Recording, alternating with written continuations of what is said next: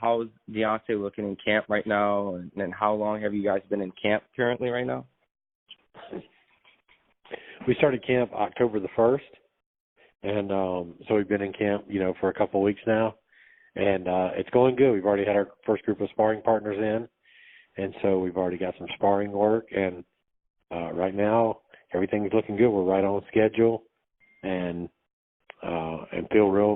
feel very good about where we are and at this early stage of the game.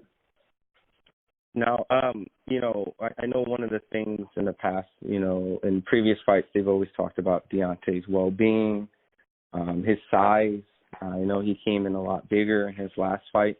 Is that something that you guys are kind of making sure that he's, healthy, of course, and he's maintaining like a decent size going into the Luis Ortiz? Well, it's important that he remembers, that he gets his nutrition, and that he gets his rest and those kind of things that people don't think about. People typically think about the work in the gym, but it's also important to rest and to make sure you're eating and that you're eating enough and that type thing. And he is doing that. So I feel very good about where we are with regards to that. And I think he knows that if he's got at a good weight, it can only improve his strength, flexibility, punching power, fluidity. That allows him to do so much when he's at a good weight and he's got plenty of rest. Now I've heard this thing about Deontay, and he's told me when I came down in camp last time where he would sometimes be so busy that he would forget to eat. Is that something you guys have cracked down and just like you have to eat your food? Well, it's just a matter of him knowing that that's a big part of the plan, and he knows that, and he understands what he has to do to be the best he can be, and that's what we're all going for. So he knows that's part of it. Now, seeing that you guys are facing Luis Ortiz, is a very decorated amateur fighter, southpaw, heavy-handed, and there was some adversity that you guys overcame and had a great fight in the first one. Going into the rematch, have you guys kind of focused on that first fight a lot to come with strategies, or are you guys just kind of just developing on Deontay himself opposed to analyzing that fight as a blueprint? Both. I'm sure that Ortiz's people are going to look at the first fight and they're going to try to improve on what they did well, and also correct what they did wrong. And we're the same way. We want to look at ourselves and scout ourselves and get better, and also we want to make sure that we're looking at what's best for us, and also game planning how specifically do we fight Ortiz? What do we have to do to get better in terms of technique and positioning and spacing and distance and all those things?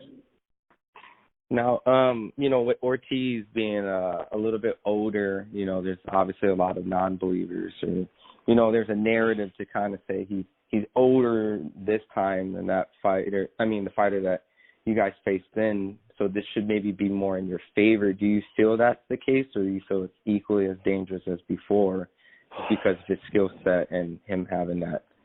He'll always be dangerous, and I think that Ortiz felt after the first fight he would get a lot of opportunities.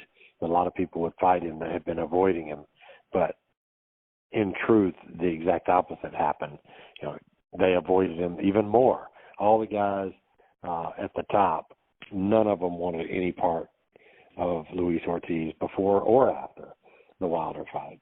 So it was really a gift that Deontay gave them by saying, let's do this again. It was a compelling first fight, and so let's do it again. So Deontay should get credit because he didn't have to do that. But I don't know that his age makes it, any less difficult. I mean, he's always going to be a fantastic fighter and with a great skill set. I think that probably the most dangerous thing is the age factor means he understands this is it. He understands this is his last chance. And people who are down to their last, their last straw, they're motivated, and so that's really the thing I'm looking at is we're looking for the best Luis Ortiz. Are we going to possibly maybe see things that maybe we've never seen from Deontay Wilder in this fight? Say that again. I was saying in this rematch, is there a possibility that we may see things that we've never seen Deontay Wilder showcase before, or is there anything that we've seen him do before that maybe we'll get a glimpse of in this fight? I think there could be some. I think there could be some new things. I think Deontay's always bringing new things to the table and doing things people don't expect. So it could be. You definitely want to watch it, believe me, because I think when Deontay's not boxing anymore, people will really appreciate him. They should appreciate him now, but I don't think that exactly that they do.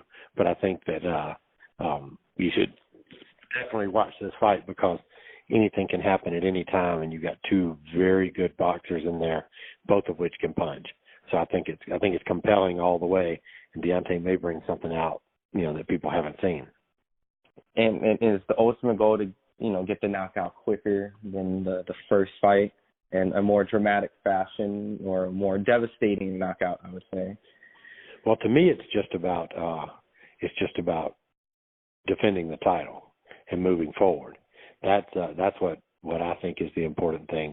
As far as star quality and becoming an international superstar and those type things, I can see that a definitive victory, an explosive victory, one of those that people talk about for decades to come, that would certainly be great and be helpful for the overall plan of how big Deontay can be. But defending the title is first and foremost, however that happens.